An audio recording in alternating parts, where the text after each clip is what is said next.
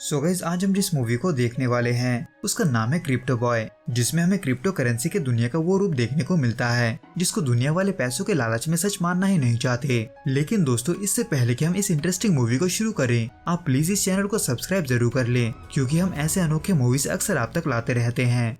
जो कि इस केस में शुरू होता है आमिर नाम के एक डिलीवरी बॉय से, जो अपने पिता के ही रेस्टोरेंट में काम करता था। लेकिन आमिर भी इस बात को अच्छे से जानता था कि उनका रेस्टोरेंट का बिजनेस मुसीबत में है, क्योंकि ना तो उनके पास उतने कस्टमर आते थे, जिसमें इसी बीच उन्हें लैंडलॉर्ड की तरफ से एक लेटर मिलता है जो कि उनका किराया डबल करने का नोटिस था। आमिर के लैंडलॉर्ड ने किसी बड़ी कंपनी को अपना पूरा ब्लॉक भेज दिया था, इसलिए आमिर और बाकी शॉप ओनर्स को वहाँ से निकलवाने के लिए। हालांकि आमिर का पिता इसके बावजूद भी अपने शॉप को नहीं छोड़ता, क्योंकि उसने अपने खून पैसे की कमाई से उस रेस्टोरेंट को खड़ा किया था। जिसमें इसी बीच आमिर अपने डिलीवरी के वक्त एक प्राइवेट सेमिनार पहुंचता है, जहां उसी की उम्र का एक एंटरप्रेन्योर क्रिप्टो करेंसी की बात कर रहा था, जिसके चमक दमक को देखने के अलावा उसके बातों को सुनकर आमिर भी क्रिप्टो करेंसी का हिस्सा बनने का सोचता है, क्योंकि उसे न सिर्फ अपने पिता का मदद करना था, बल्कि वो अपने लाइफ को भी बदलना चाहता था। इसलिए वो घर पहुंचकर अपने पिता से उस ऐप में इन्वेस्ट करने की बात करता है, जो कि उन्हें बैंक के मुकाबले न सिर्फ बहुत ज्यादा इंटरेस्ट देने वाला था, बल्कि ये इंटरेस्ट उनको महीने के बजाय हर रोज मिलने वाला था। लेकिन उसका पिता न सिर्फ ऐसा करने से मना कर देता है, बल्कि इसी चीज की वजह से उन दोनों के बीच लड़ाई हो जाता है। जिसके बाद गुस्से से भरा हुआ आमिर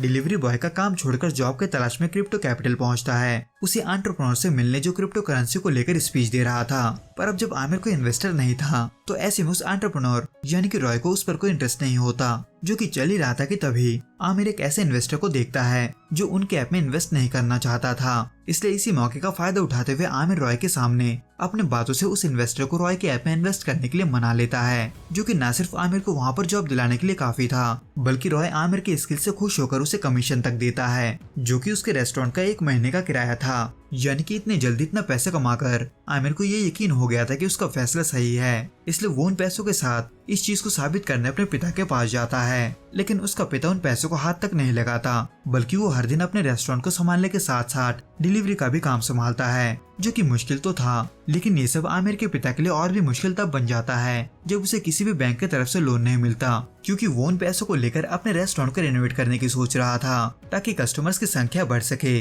लेकिन इन्हीं परेशानियों को झेलते झेलते एक दिन रास्ते में आमिर के पिता का एक्सीडेंट हो जाता है। हालांकि इस खबर के बाद अपने पिता के पास लौटने में आमिर देर नहीं लगाता, लेकिन अपने पिता को इस हाल में देख वो इसका जिम्मेदार खुद को ही मानता है। इसलिए अपने पिता के ठीक होने तक न सिर्फ वो रेस्टोरेंट को संभालता है, बल्कि वो उसको रेनोवेट भी करवाता है, लेकिन उन पैसों से जो कि उसके पास नहीं थे। और उसी के ऊपर आमिर अपने पिता के बचाए हुए सभी पैसों को उस ऐप में डाल देता है, इस उम्मीद में कि इससे उनका फायदा होगा। और अब जब रॉय उसका दोस्त भी बन चुका था, तो ऐसे में आमिर को कोई रिस्क नजर ही नहीं आता। लेकिन ऐसा करके आमिर को एक दिन हुआ ही था कि तभी उसको अपने बैंक से फ्रॉड केस के सिलसिले में कॉल आता है। इन शॉर्ट, बैंक वालों ने असल में कुछ स्कैम करने वाले अकाउंट को फ्रीज करके रखा था, इसलिए उसमें आमिर का पैसा भी ट्रांसफर देखकर वो उससे पैसा ट्रांसफर करने का रीजन पूछते हैं। हालांकि रॉय की वजह से आमिर उन्हें कुछ नहीं बताता, क्योंकि रॉय ने उससे पहले ये झूठ बोल रखा था कि बैंक वाले उसका बिजनेस बंद करना चाहते हैं, क्योंकि लोग ज्यादा इंटरेस्ट पाने के लिए उनके बैंक के बजाय उसके ऐप में डिपॉजिट कर रहे थे। हालांकि ये सच तो नहीं था, लेकिन ये बात सच था कि बैंक वालों ने रॉय का अकाउंट फ्रीज कर रखा था,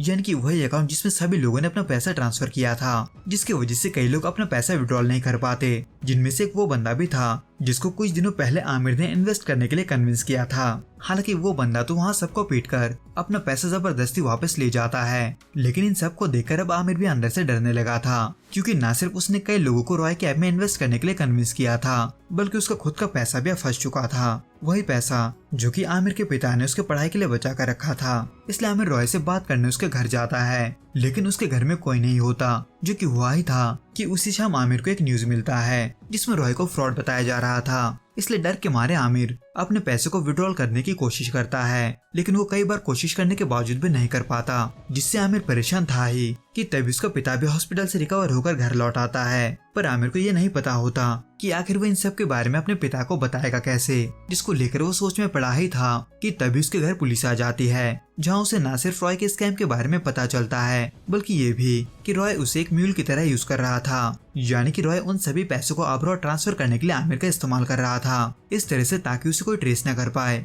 पर अब जब आमिर भी इस स्कैम का विक्टिम था तो ऐसे में उसे इसके बारे में कुछ नहीं पता होता। हालांकि पुलिस वाले उसे तो छोड़ देते हैं, लेकिन वहाँ पर मौजूद लोग इस खबर को सुनकर बिल्कुल खुश नहीं होते, क्योंकि उनमें से कुछ ने तो आमिर का बात सुनकर अपना सारा पैसा उस स्कैम में झोंक दिया था, जिसको देखकर आमिर का पिता उससे नजर तक नहीं मिला था। जिससे शर्मिंदा होकर आमिर टेंशन में बैठा ही था कि तभी उसे रॉय के एक दोस्त का फोन आता है, जो आमिर से सिर्फ ये जानना चाहता था कि उसने पुलिस को कुछ बताया तो नहीं। हालांकि कहने को तो आमिर उसकी बातों को सुन रहा था, लेकिन उसका ध्यान कहीं और ही था, यानी कि रॉय की तरफ, जिसको ढूंढने वो फिर से उसके घर जाता है। पर इन सब बातों से अनजान आमिर का पिता इस खराब सिचुएशन में अपने बेटे का हाथ न छोड़ने का फैसला लेता है। लेकिन आमिर ना तो उसके फोन का जवाब दे रहा था और ना ही उसे ये पता था कि आमिर कहाँ पर है। हालांकि आमिर के दोस्त को इसके बारे में जैसे ही पता चलता है, वो वैसे उसके पिता को लेकर रॉय के घर की तरफ बढ़ती है, क्योंकि उसे यकीन था कि आमिर वही गया होगा, जो कि सही भी था। लेकिन आमिर वहाँ पर अकेला नहीं होता, बल्कि आमिर वहाँ रॉय को भी देखता है, जो कि लोगों से बचने के लिए घर में ही छिपा हुआ था। इसलिए गुस्से से भरा हुआ आमिर रॉय के साथ हाथापाई पर उतर आता है। पर इससे पहले कि ये और खराब मोड़ लेता, आमिर का पिता वहाँ पर आकर उसे रोक लेता है। हालांकि उन्हें अपना पैसा तो वापस नहीं मिलता, लेकिन आमिर का पिता आमिर को अपना गलती सुधारने का एक मौका जरूर देता है, जिसको आमिर नहीं गवाता, बल्कि वो अपने रेस्टोरेंट में पहले की तरह ही मेहनत करता है। हालांकि उसे अब भी इस बात का दुख था कि उसकी वजह से कई लोगों ने अपना जिंदगी भर का कमाई गवा दिया है। लेकिन एक तरफ से उसे ये सुनकर भी तसल्ली मिल रहा था कि रॉय के पकड़े जाने की वजह से बैंक वाले सभी को उनका पैसा लौटाने वाले हैं। तो दोस्तों, इस वीडियो में बस इतना ही। आपको ये वीडियो कैसा लगा आप हमें कमेंट करके जरूर बताना। मैं आपसे फिर मिलूंगा कुछ नए और ऐसे अनोखे मूवीज के साथ। अगर आपको ये वीडियो पसंद आए तो प्लीज इस वीडियो को लाइक, शेयर और प्लीज इस चैनल को सब्सक्राइब जरूर करें। Till then goodbye and be safe.